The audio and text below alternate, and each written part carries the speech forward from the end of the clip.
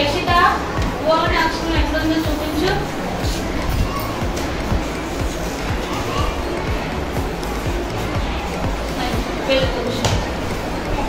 అన్విత్ ఆ అనే అక్షరం ఎక్కడుందో చూపించు.